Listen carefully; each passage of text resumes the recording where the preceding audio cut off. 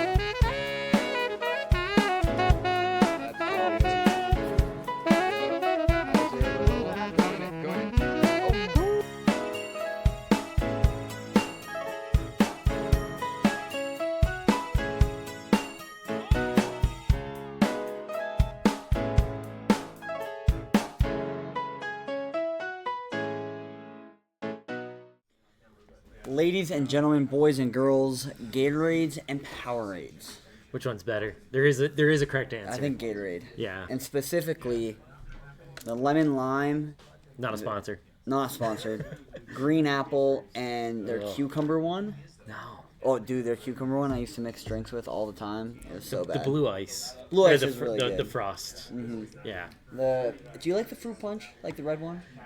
It's not like it's not offensive to me, but it's also like I think I had one the other day for the first time in a while because I was like, I don't think I've had a red Gatorade in forever. Mm-hmm. Also, I will never call it fruit punch. It is red. Yeah. Red fruit punch. Yeah. But I was like, this isn't bad, but also like I know why I haven't had one in a while. Yeah. It's I mean, just not the one I would go for. it's the OG Gatorade flavor, Yeah. right? Like It's the one that we had during soccer practice that everybody always overmixed. yeah. Where they dumped way too much powder into it, and you just like overkilled it with Yeah. fruit punch. Oh, those were the worst. Someone overmixed like the blue one. You had blue, so We had we had blue. red lemon, the lemon lime, and then not grape, the purple. Yeah, The, like- I know which one you're talking Yeah, about. I don't think it's like grape flavored. I think it's just like something else. The lighter purple one. Sure. We had the blue one, and dude, it was the most disgusting thing ever. Just because it's over like It's saturated. It was so oversaturated, and then like we like drank a little bit of it and filled up more water up, and the hose we filled up with had like sat in the sun just long enough, so we're drinking now undersaturated like blue Gatorade that's hot, and you're just like, oh, this is gross, but I know I need it. So we used to also be like the guys that were like, I need to get out of class early, like the last class of the day, so that you can go to the trainer to go fill everything up. Mm-hmm. Be like, all right, let me get out of here like 5 minutes early. Yeah, But I did all that. we swear this is a disc golf podcast. We swear. Hey, it is sports drinks. It is. Gatorade, sponsor us, even though that might never happen. Yeah. We had you had a fun weekend. If you want to call it that. Yeah. I played in a tournament that I didn't expect to, because I saw that it was a Friday, Saturday, which I was like, oh, this is cool because I do the pizza pop-ups on Sunday, so Sundays aren't available for me right now. And I was like, you know what? Let's go play. I like Jolly's. I think it's a really fun course. So kind of a last-minute thing. Yeah, You caddied for me on Friday. I did. For the first round. I did. Did not go well. Here's the thing. That specific layout in Jolley's just felt weird. Like, it didn't feel like a normal Jolley round. There's a couple safari holes and a couple added holes, which honestly, those weren't the ones I had trouble on for the most part. I think I just wasn't throwing the discs very well, and like we had about a 20-mile-an-hour gusts, about 10-mile-an-hour sustained winds. My putt felt atrocious, and I had zero confidence in it. We started on hole 3, where I had a 25-footer uphill to that like island hole, and just threw my putt 10 feet over the basket, was and the wind really took it, bad. and It it was was really bad. atrocious. And you laid up for your And- bogey. Yeah, and I don't think I ever recovered from that, like being like confident in my putt afterwards that round. We also had a lot of like spectator interference. I wouldn't even call them spectators. Yeah, that's kind of something that like I don't think is unique to Utah. It's just disc golf in general. But we had a lot of photographers. You should have seen it Saturday morning. It was so much worse. Really? Yeah.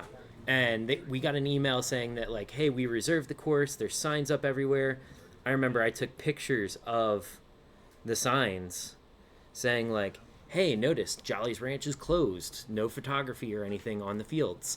And you would literally see families walking past the sign, taking photos, like, right behind it, saying that basically, notice this park is closed right now. I bet it was way more annoying Saturday.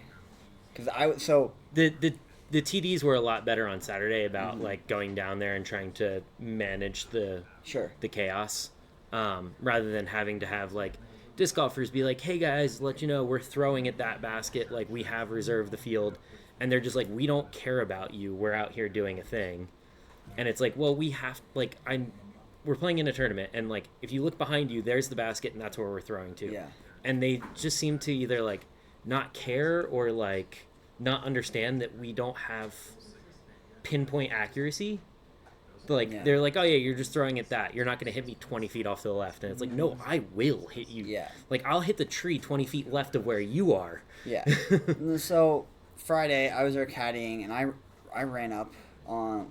So it was hole 12 to 13. 12 to 13's basket. So as a par 4 with hazard along the left field, so you wanted to be right side by the trees in the barn, was like your ideal landing spot for your second shot. Yeah. Well, guess where everybody wants to take photos? Right by the barn. Yeah. So I went up there, and there's a family in the field, and I wasn't too worried about them because they were far enough left. You would have to have a really good shot and then a really big skip, and just with the grass I wasn't that worried about it. But I went and told them, I was like, hey guys, we are in a disc golf tournament here, like we have to reserve this space. These guys shouldn't hit you, but I'm just letting you know, like, you are in our field to play. And they're like, cool, thank you for letting us know, we're out of here in 30 seconds. Boom. They were gone before you guys teed off. Yeah. So I run back, everyone tees off. Everyone had really good shots too, for the most part. Yeah. And on the up shots, right where everyone wants to land, there's 4 families taking photos. Yep. And I go up there, because I'm the caddy, and I'm like, hey guys, we are in a disc golf tournament. You are right where these guys want to land. And this dad starts chewing me out. And I'm like, as coolly and calmly as I could, I was like, it is closed to the public. We have a disc golf tournament going on. We paid to reserve the spot. Yes. Like, yeah. And they move away 20 feet into the next hole's fairway, hole's fairways, and I was like, God. I see everyone throw, and one of the discs landed right where that family was. Yep. And Spencer goes on to make that putt from like where the family was with 8 families behind him taking photos of this barn, and I just let the biggest cheer out. Like it's like he made like a 90-foot putt. Yeah, it was 85, 90 feet. Yeah. I let the biggest cheer out to let these people know, like, this is our course today. Like any other day of the week, I really don't care. But when it's like a tournament day, we have reserve the course, reserve the park, let us have our freedom. Yeah. Like any other day of the year, like I'm okay with like skipping a hole. Well, you know? and we had a family the next day that was sitting by hole 15. You know, the short pin tree? Yep. First off, they're taking pictures in front of a disc golf basket while we're playing a tournament. Yeah, we're not thrown to that basket, but also, like, come on. Like, a little bit of situational awareness here. Yeah. And we're like, hey, we're throwing. I hit the tree right behind them with my forehand. Disc drops 4 feet from them.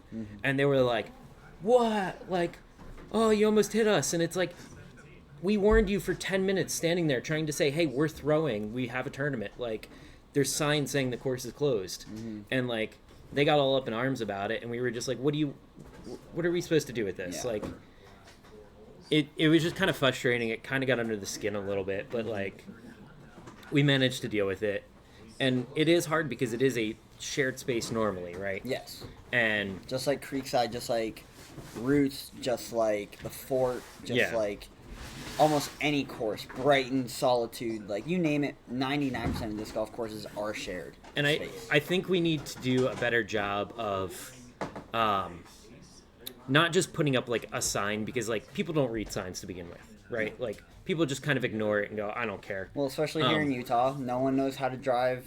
Be like, I'm exiting in a mile in the right lane, and they're in the left lane until the last 200 feet, and they go like that. That happened on my way over here. Somebody's in the left lane driving under the speed limit, which, and then immediately just goes, boom, and makes a right turn, crossing 3 lanes across 7th, and I was just like, besides the point.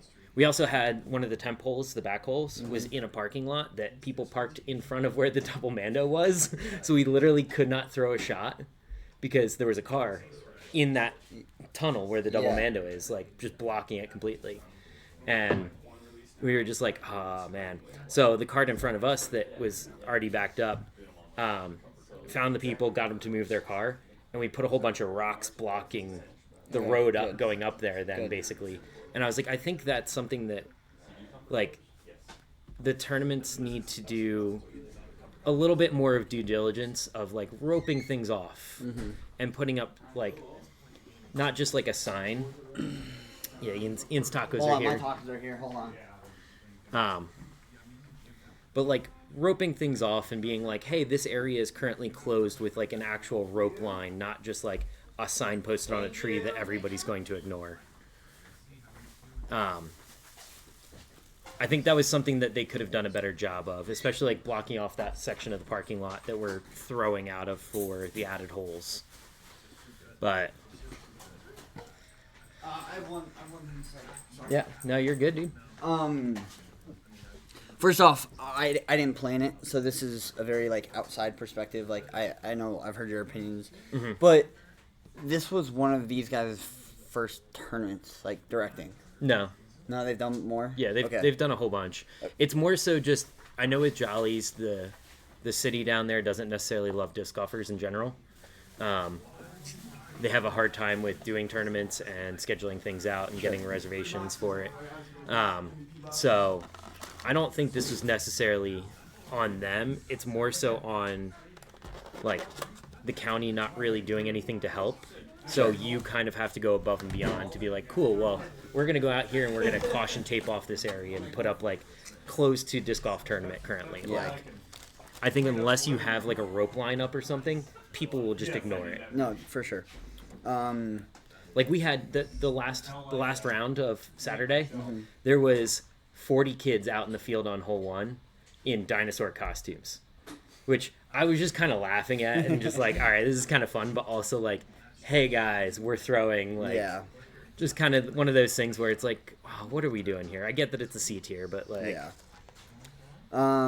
it would have been nice. Yeah. But as far as for my tournament play, first round did not play well. Second round, I played much better, but I had a few blow-up holes that really hurt my overall score. So I was much happier with like my play overall. Okay. And then round 3, I finally put together like the round that I should have had. I think I had six or 7 birdies and a couple bogeys. Finished 3 under that last round. So I was like, oh, there's the round that I was like trying to put together all weekend kind of thing. You were also playing MA1. I was playing MA1 this week. Let's go through scores real quick. You want to take MA3 because I'm still chewing? Yeah. Yeah, don't talk and eat, man. I'm sorry, brother. I'm sorry. MA3 had Casey Weeks taking it down at +5. It's a little hard to read scores because we did everything on paper scorecards, so they got entered in to PDGA after the fact. So you won't see like any of the whole numbers or anything. Richard Olfen taking down 2nd, and Spencer Garrett tied for 3rd with Sean Hayden. MA2, we had Colby Christopherson at 9 under. Wow. If I'm not mistaken, he is like a younger kid as well. Yeah. Just out there shredding the course.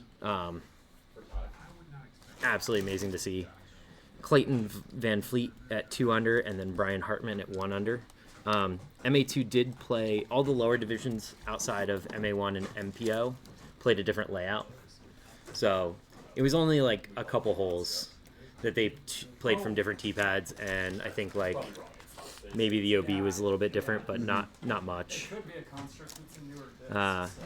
MA40, Sean Christopherson at 13 under, so father-son taking it down. Let's go. Love that. Clint Karen at +9 and Jonathan Marshall at +12. Oh, yeah. FA1, we had 4 people, and Sierra taking it down. Let's go, Sierra.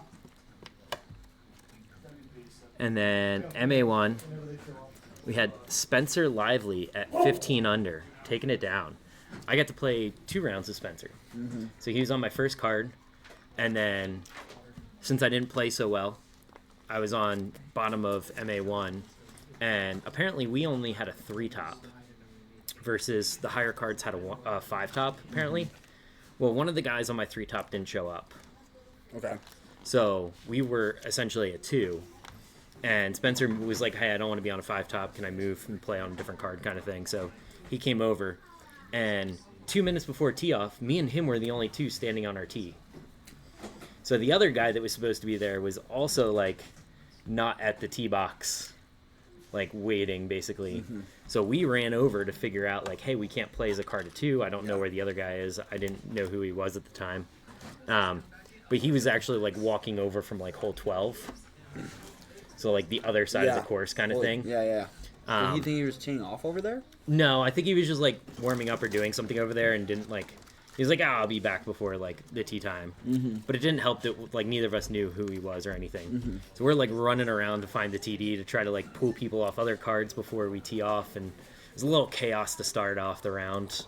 But we get back to the hole like at 59. Like we're supposed to tee off at 8 o'clock, and 7:59 we're back at the box, and just like he's just standing there. We're like, all right, well, we got to figure it out. Like yelling at people, like we're good, and then it was a little chaotic. But I started off with a birdie, so I was happy. Good. But Spencer taking it down 2 7-under rounds to finish tournament. Played lights out. Played very consistent. Mm-hmm. His putt is really good. Yeah. Especially from distance, and just a really good consistent disc golfer. Yeah, watching him day one, his first hole, he was not happy with his first hole because he triple bogeyed after being CTP. Yep. He was CTP, missed the putt. Rolled OB, missed the other putt in for triple. Yeah. It was a rough start to the round, but he managed to come back and shoot one under that round. Yeah. No, he had a really good round. And then we had Adam Kuzer taken down second, and Chris Fox in third. So, all in all, really good competition in MA1.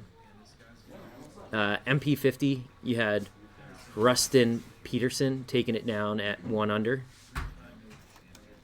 MP40, we had Sean Hansen taking it down at 21 under. Wow, what a score. Yeah, that'll work. And then MPO, they played a different style. So they played Saturday and Sunday. Mm-hmm. They played their first round in the middle of our double round, and then 2 rounds on Sunday. Had Caleb Kaplan taking it down at 19 under. That is massive. Caleb's had a really good year. Yeah. Well, they played the same layout as us. Mm-hmm. So when you think of like 15 under winning MA1, like 19 under took down MPO. Mm-hmm. Second place had a tie with Braxton Mull and Jake Lepudka at 11 down. Mm-hmm. So he would have finished second in MPO. Yeah. Like, crazy. Well, Caleb's had a really good year. Like, we've seen him at a few of the other tournaments, and, like, he's obviously not winning all of them, but he's playing consistently well enough to, like, be at least recognizable. Yeah. You know? No, Which and when you're beating the rest of the field by 8 strokes, it's pretty dang good. Especially, like, a Utah guy like Jake Lepudka. Like, yeah. He's been around here. I bet Jake's played Jolley 100 times. Tony was playing. Mm-hmm. He was up here. Like, a lot of recognizable names on here. But great to see everybody out there. Super fun tournament. Like I said, little chaotic, but, all in all, good time. Yeah, Oh, I didn't tell you that. Did I tell you the most fun part that we had was going into the final round because I don't know if because the TDs were playing in the tournament or whatnot, we were on paper scorecards. Yeah. For the second round, they were basically just like, all right, guys, here's your lead cards. Everybody else find a card and a hole to start on. Really? And it just got so chaotic. Nobody knew where to go. People were like MA1 and MA3 guys were playing together. Like That's wild, actually. it was You just didn't tell me like that. so chaotic, and I feel like it's like, all right, if we just waited 10 minutes up at the pavilion to like reorganize, it would have been so much less chaotic than like trying to find cards for people. But like I said, feels very like local disc golf tournament, right? Yeah. Local tier. You're just out there having fun. Yeah. All right, I'm done eating. Sorry, I was starving. Shop is kind of popping off right now, so all the noise behind us is people hanging out. So come hang out with us sometime. Yeah. Jolley's super fun little tournament. Yeah. I think realistically, my overall could have been a lot better, but Yeah. I'm always happy to play down at Jolley's. Yeah. All right. Ian's just a mess right now. I am. Sorry. I've actually, I woke up today. I edited the video that's coming out Friday. And then I'm not going to say why, but next week's podcast will probably be over Discord. That's all I'm going to say. And then we have a bunch of other stuff. So I've been productive today. I woke up, I showered, made my coffee, made breakfast. Really, you showered this morning? Yeah. That's a change. Thanks, Dave. No, I like getting this habit of just being a lazy bum in the morning, and then the rest of the day is just slow. This morning I was like, no, I'm gonna be productive. Woke up, first thing I did, edited part 2 of the Colorado vlog. Yep. Part 3 will probably be pretty short. Did the thumbnail, uploaded it, everything's done, and then, yeah. Now here we are, filming the podcast. I'm super excited. Nice. Yeah, I don't know. It's been a weird day. I got Okay. up and played around. Yeah, Pretty sure I was telling Ben jokingly that I played around at 8 o'clock in the morning and beat Kai. You actually beat Kai this morning? Well, we weren't keeping score and we were throwing multiple shots, but my first shots were better than some of his first shots, so I just Sure. joke about it. Sure. Oh, felt like I would have beat him today. I love that. I was gonna come join you guys, but I was just like, I'm gonna get stuff done today because I didn't want to cook breakfast in 20 minutes and then get food. Yeah, I feel that. So, okay, let's go to Throw Pink, which Yeah. is at Winthrop University Recreation Area, Only- Rock Hill, South Carolina. Only an A tier for the ladies. Only an A tier, It is XA tier. XA tier, yeah. Well, it's a major for the guys, but the girls only play it as an A tier. It seems a little A little skewed. weird, but Yep. um, It is only FPO though. it is. But I mean, it should still be similar. I feel like. Yeah. Did you? So, this is actually a really fun tournament to watch, at least for me. Yeah. I like the certain holes where, tighter islands, stroke and distance holes, where it's if you don't make it, you're basically rethrowing again. I kind of like that because it makes you choose what you're throwing, right? For sure. And we do see quadruple bogeys on a hole. You see Bananas' video? Yep. If you haven't seen Bananas' video, go watch it. It's him trying to qualify in, and one hole literally made that not happen. Yep. One hole. And it was the stroke and distance roll Yeah. that kind of got him. Yep. But like I said, I like that because it makes it so that the people that are the best are usually going to be the ones hitting that every time. Sure. You'll see the cream rise. Yeah. Um, Well, we gotta say hi to these fools. Oh! got a lot of loudness going Are on. we podcasting right We're, now? we're live right now, brother. Live with the boys. He just 2-aced at Creekside. Nice. Wait, bring me your disc. They're in the car. Go grab them. Here, I'll show you the scorecard. Where's Chad at? Let's show Chad. Chat's up there. There's no chat. He's up there. Yeah. Yeah, Tico's the angry Tim. So I played against myself, chat, and I beat my bad self. Nice. By how much? 1 stroke. Or no, 4 strokes. So Tico is Mad Tim, and then Timothy's obviously me. And Well, then Malachi ace 7 and 15. yeah, dude, he aced 15 with the Berg. Nice. There's the 2 green ones. Good job. Good job, Malachi. But yeah, Back to it. Back to it. I think it was super fun to watch Throw Pink because people were just. Yeah, we're gonna move this a little bit closer. Yeah, it's bumping in here. Yeah. I didn't think it'd be this busy on a Tuesday. Are we Tuesday good on- at noon. I didn't get to watch a whole lot of coverage. I watched coverage the first day. Yeah, I can do that. we're good. Yeah. Okay. I watched coverage the first day. It was super fun. Lot of up and down from everybody. But day 3, I remember watching the highlights and being like, this was final round highlights. Yeah. Like the amount of comeback between the lead card, like Holland Hanley like blowing up and having, I think she had like a 9 under third round. 9 under third round, round 1 plus 3, round 2 minus 4, round 3 minus 3, with 2 was it? eagles. Yeah. Was it not that? Like there was just so much like coming back from people. For And, sure. Like, we kind of saw Evelina making a lot of putts and then also missing a lot of putts. Ben staring down the camera. But all in all, Kristen Tatar taking it down in kind of dominant fashion on the last day. Yeah, she shot really well. I think she has course record out there. She shot 7 under, final round. Or no, Round 1, 4 under. Round 2, 3 under. Round 3, 8 under. and then 7 under. And 7 under. And she shot a 10:04 event, so another 1,000 rated event from her. One score that really surprised me. Paige Pierce. So Paige had a rough round 1. Yes. She shot 10 over. She had a quadruple bogey on 12, which I believe was the stroke and distance hole. Yes. Then you're thinking, okay, 10 over, I'm not even going to make cut, because cut line after day 3 was plus 7. No. Or no, it was plus 8 and up. Yep. So you're like, oh man, round 2 comes out shooting 7 under. So going halfway through the tournament, she's plus 3. Yep. Okay, not bad. Round 3, shoots Plus 3. Gets back to negative even. 3, gets back to even. And final round, shot 11 under bogey free. Insane. Absolutely insane. That's crazy. That was vintage Paige. Yeah.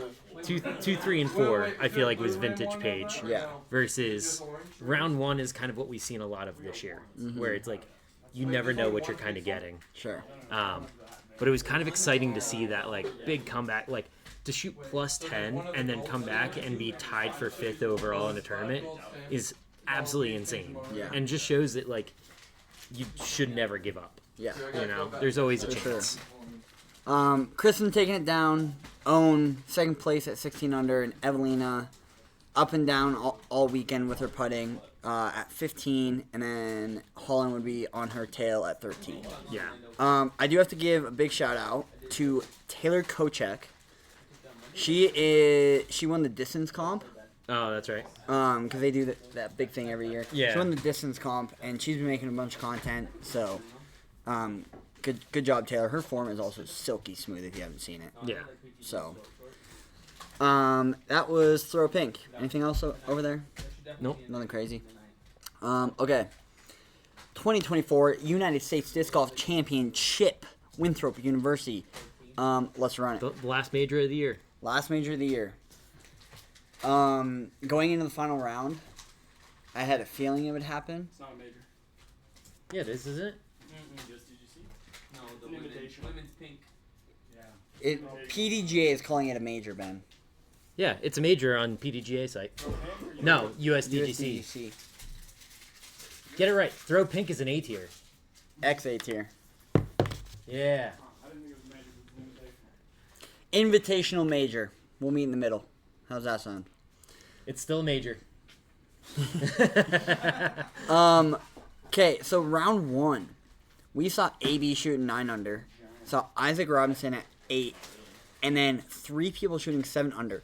Drew Gibson, huge shout out. Who made it in through Monday qualifying. Made it into Monday qualifying into a lead card Yep. with AB, Isaac Robinson, Gannon Burr, and Drew Gibson.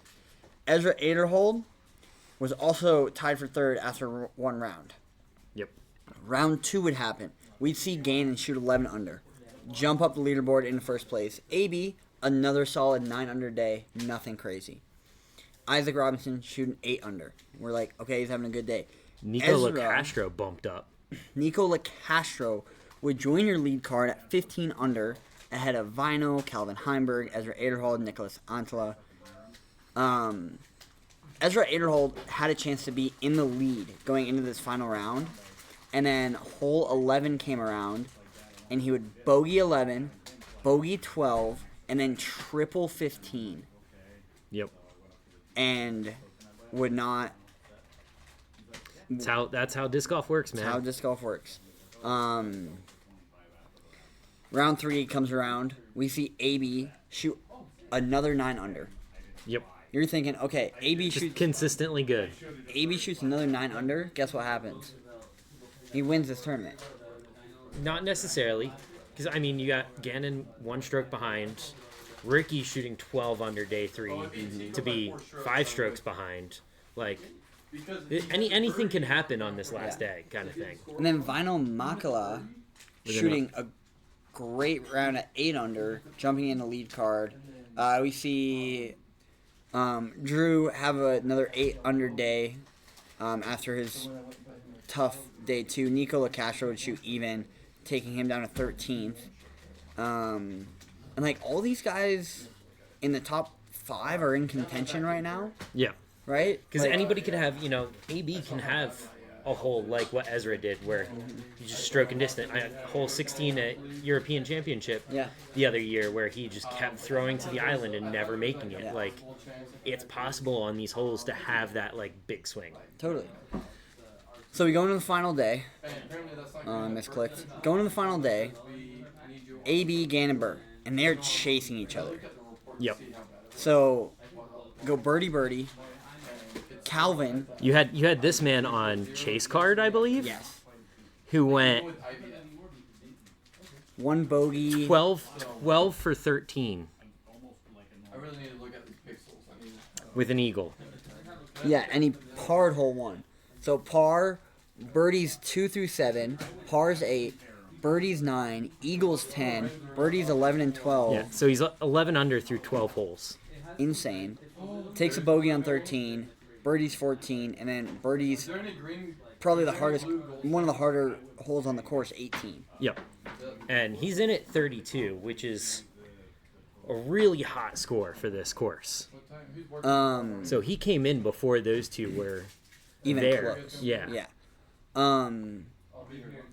AB would shoot 5 under, and AB and Gannon were like chasing each other the front 9. Yeah. Back 9, AB started to get a little rough, and Gannon just started playing smart disc golf, and would end up just taking it away.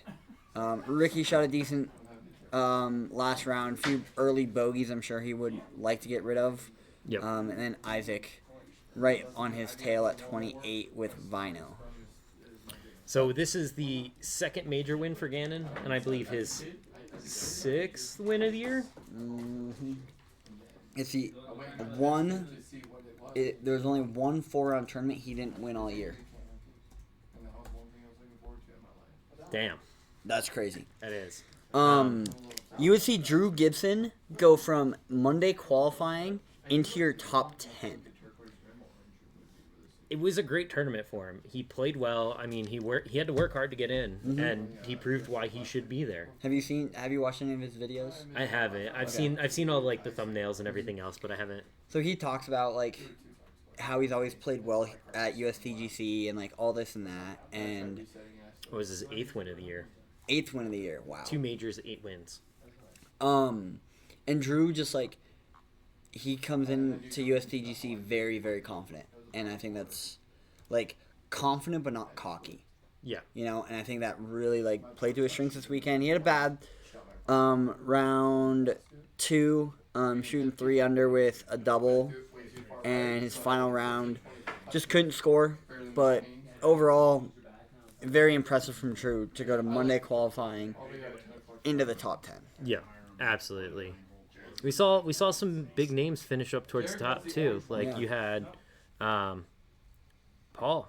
Where was he? Paul was 10. Finished 10th as well. Like he's been having kind of a rough season. First year without a win, I believe. In like however long Paul's been playing. Yeah. Two shout outs, Casey White and Cole Redolin, both aced on the weekend. Nice. I Cole don't- did not make the cut. Did you hear about what happened with that? No. So Sullivan Tipton also is. Sullivan Tipton also ace apparently. Okay. But, there you But go. so what happened was Cole wasn't didn't know there was a cut, Okay. and he wasn't checking scores on the last round. Okay. And if you look at what happened on hole 18, round 3, he had a putt for par, and ended up like kind of running it and going OB, and then having to make a comeback kind of putt. Sure. And he missed the cut by 1 stroke. So had he like checked scores and like known there was a cut and everything else, he could have just laid up and then tapped in and made the cut to be in the final round. But like when you're not thinking about it and you're like, well, I got nothing less to lose. I'm Yeah. not playing great. Let me just run it. Yeah. Like he ended up not making the cut because of it. Wow. I did not hear about that. But congrats to Gannon Burr. As always. One thing I wanted to mention was there was some controversy with the tee pads at USDGC. Yep. Go for it. There was, I forget what holes they are. Was it 14, 15? The ones that play off of the sidewalks, and you see that there's like a tiny little cutout for like where a tee pad was, but most of them are throwing from the sidewalk. Yep. They will, eventually what happened was some people were throwing where like, where is the actual tee pad? Like, where does it cut off? They went out there and put duct tape down on the sidewalk to paint out where the tee pad actually was. It was after round 1. Yeah, because there was a controversy in round 1 with people throwing off to the side, and like if there wasn't a judge there to say yes, no, like this is where you can, this is where you can't, like Sure. it's not consistent. Well, Do you think a major like that should have like? I get Winthrop's, of course, that they've been playing for a long time, a lot of history at and whatnot, but like, shouldn't you have like designated tee pad, like actual tee pads for holes, like not just like, all right, we're gonna tee off from this part of this sidewalk and have like an extra space over here? Yes and no. Because there was also There's- a turf patch right next to that tee pad that they didn't use. If you're going to tee off from a sidewalk, it needs to be a designated tee off area. You can't just say the sidewalk, Right. right? Like there was a spot where like it looked like it was a tee pad, but it didn't know how far right or left it went, right? You need to have that as a designated tee off area. You cannot have it as just tee off here. But if it's major, shouldn't they all be like consistent tee pads? Yeah, that too. Like, We had turf and cement tee pads. yeah.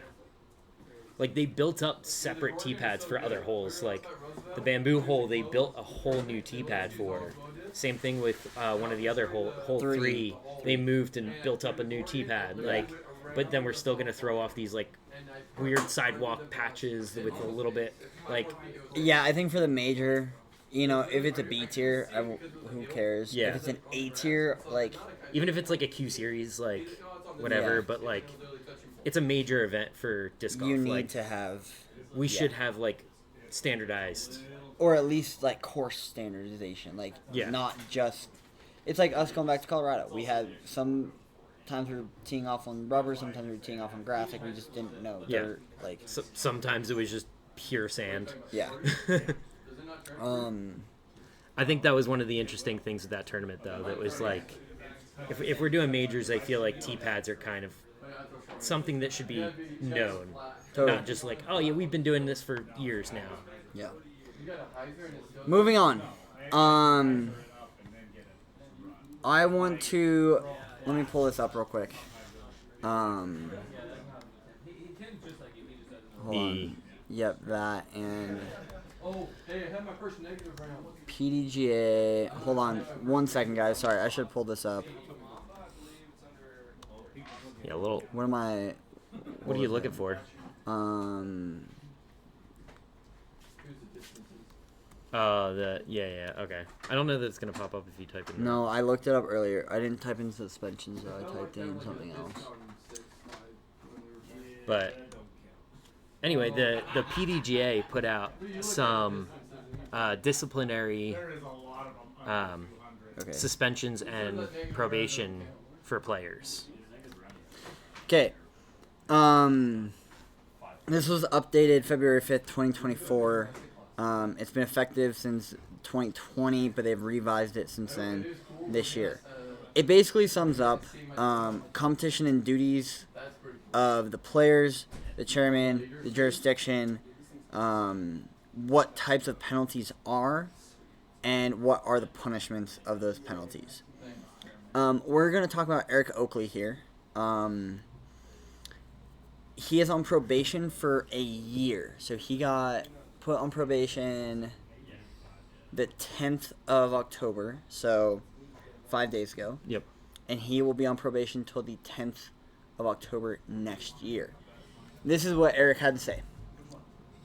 I want to clear the air on the ongoing process in regarding the PDJ Disciplinary Committee. I received an email stating that I have been put on a 12-month probation for courtesy violations, called and uncalled. I have no further information than that. I have cooperated fully, but I want to make it clear that the only documented warnings I have this year is the one that I called on myself. There have been no other official warnings that I am aware of. I say this simply and clear. I say this simply to clear up any rumors that have started.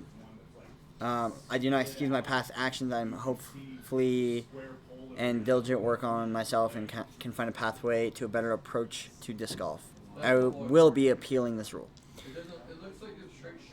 We didn't get a whole lot of information. No. They basically put out a list of names, what their offense class was, and the duration of either the suspension or the probation that they're put on. So Eric Oakley, I believe was Class C. He was a Class C. So let's go through all the classes real quick.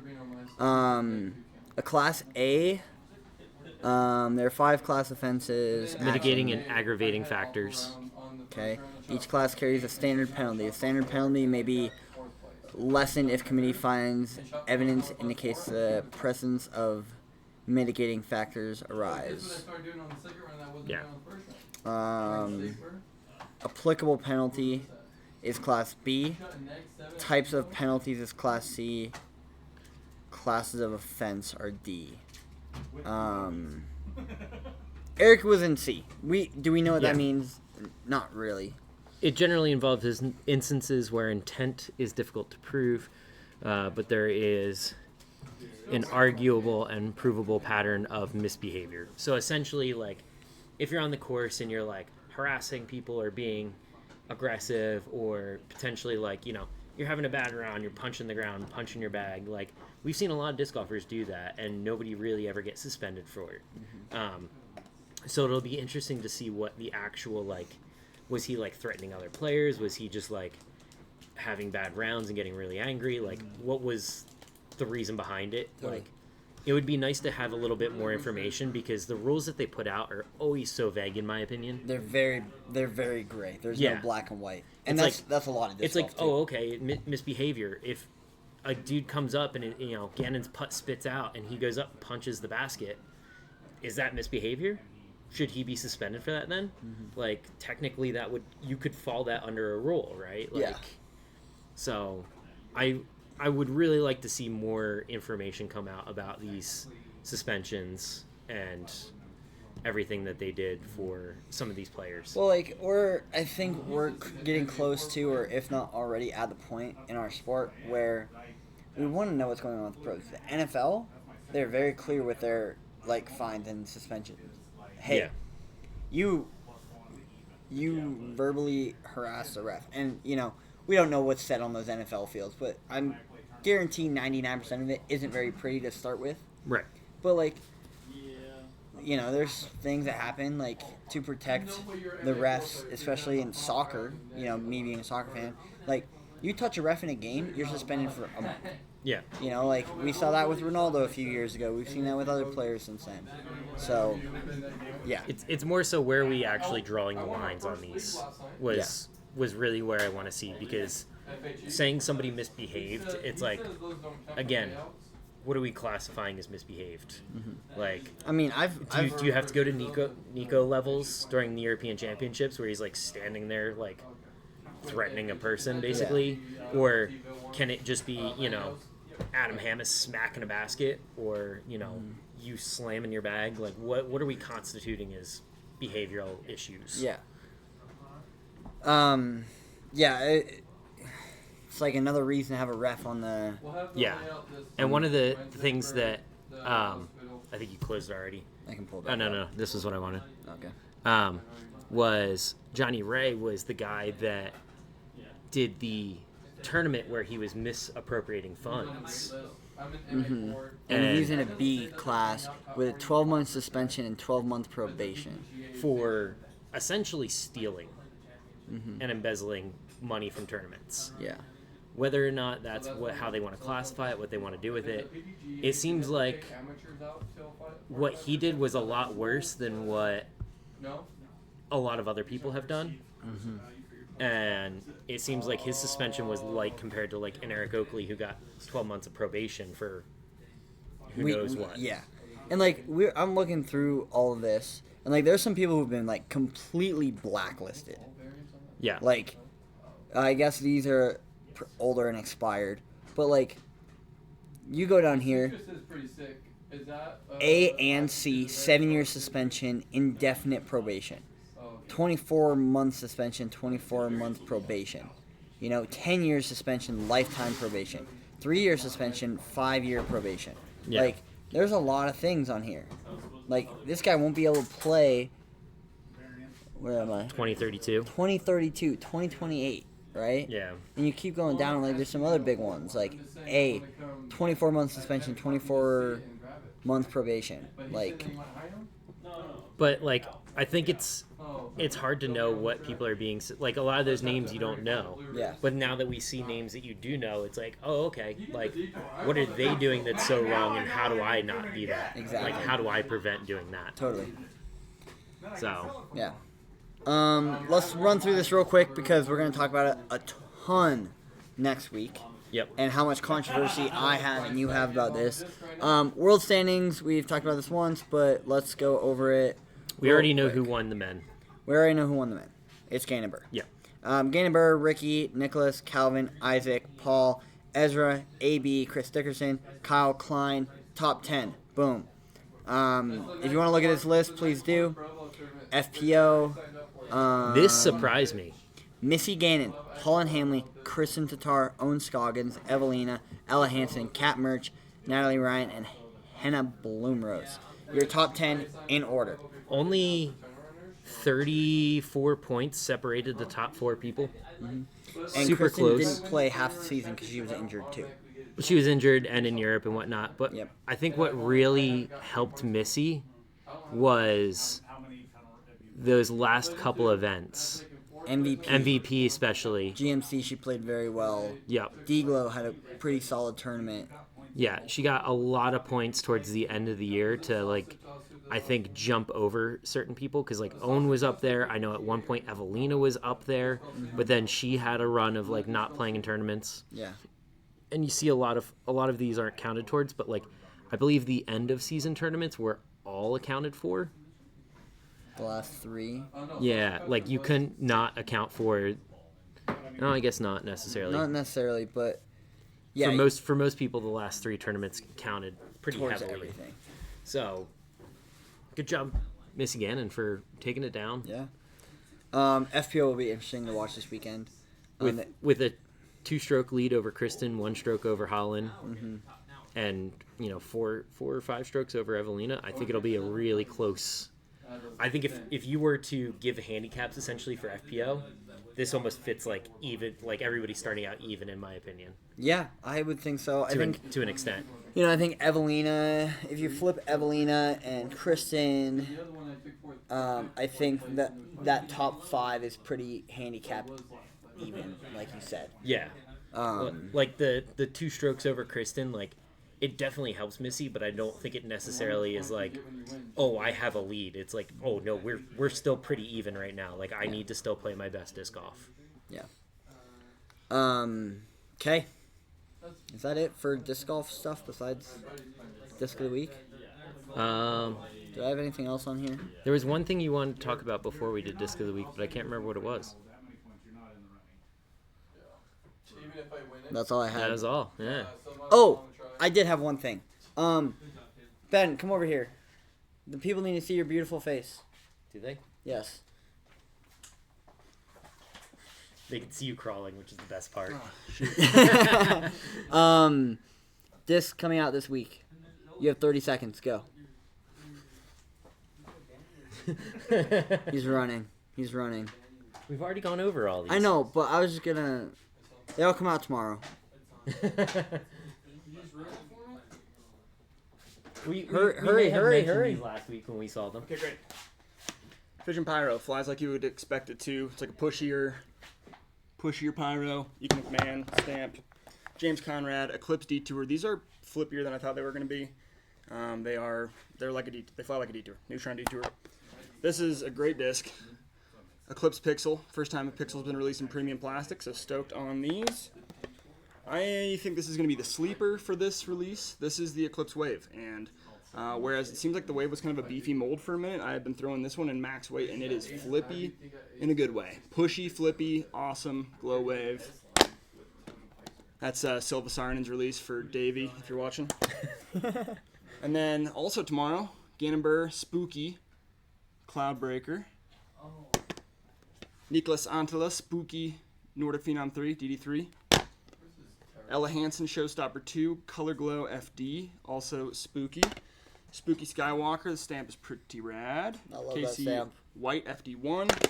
And finally, Kyle Klein's Color Glow Sea Line Vanguard. See the little Skeletor guy on there. Pretty rad. So all these come out tomorrow. Today, when this goes out. Today. Great. Thank you, Ben. Thank you. Yeah. By the time you're seeing this, go grab those awesome discs. I might buy a Pixel because they look cool, and Yeah. I kind of want to throw a premium I Pixel. bought 4 pixels. Are they good? Well, I haven't tried it yet. Oh. Oh, Find well. out tomorrow. Find out tomorrow. I'll find out tomorrow. They're all good. Yeah. Sweet. They're great. It's nice having one in premium plastic because It actually can be a thrower. it's a good thrower too. It's Sick. Pushy, glidey, it's great. All I right. believe it's my disc of the week this week. Yes. I have a fun thing that has been in and out my bag consistently. Jared, And it is don't the get sponsored by MVP this. Defy. Are you sponsored by Zoom? This is a Neutron Defy, I believe, or Proton. Proton Defy. I got from one of the satellite events. It is, this one in particular is like board flat. For a while there, it was my forehand disc because I could really like kind of crank on it, and it was pretty beefy. Yeah.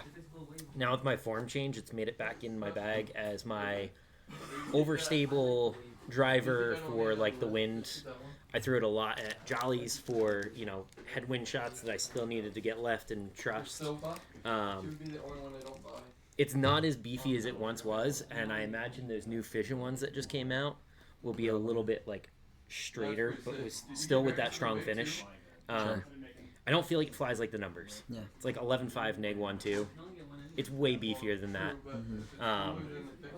But it's definitely The been, Proton plastic makes every MVP disc beefier. yeah. But it's definitely been that like overstable disc that I kind of needed. Like you saw me throw my Firebird, and the thing just went dead straight for like ever. And I was like, all right, I need something that'll like get left no matter what kind of thing. And this has made the bag for that reason again. Yeah. I'm gonna give you a little gas here.